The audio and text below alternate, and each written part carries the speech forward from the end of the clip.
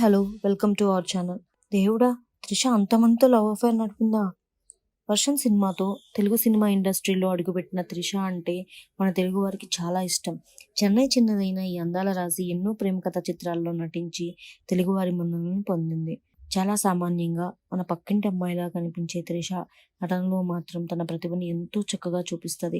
త్రిష నటించిన 'వర్షం' సినిమా వచ్చి ఎన్నో సంవత్సరాలైనప్పటికీ ఆ సినిమాని, అందులో ఆమె వర్షంలో పాటని ఎవరూ మర్చిపోలేదు.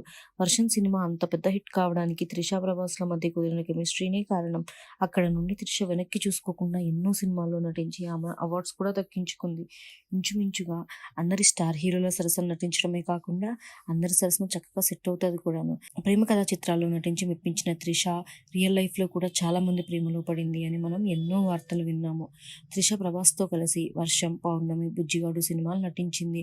ఆ సమయంలో త్రిష, ప్రభాస్ ప్రేమలో ఉన్నారని, వీళ్ళిద్దరికీ అఫైర్ నడుస్తుందని అనేక వార్తలు వచ్చాయి. అయితే సినిమాల్లో వీళ్ళిద్దరి కెమిస్ట్రీ మాత్రం సూపర్‌గా ఉంటది.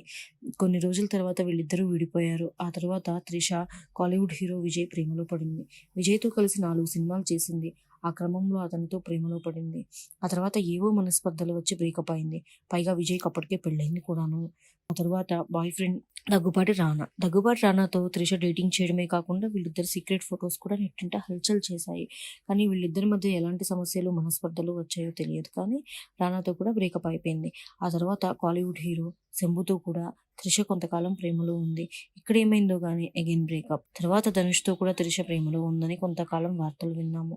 సూపర్ స్టార్ రజనీకాంత్ అల్లుడితో త్రిష అఫైర్ అంటూ హెడ్‌లైన్స్ సోషల్ మీడియాలో చూసాం. అంతేకాదండోయ్! అతడు సినిమా టైంలో సూపర్ స్టార్ మహేష్ బాబుతో కూడా త్రిష లవ్‌లో ఉందని వార్తలు వచ్చాయి.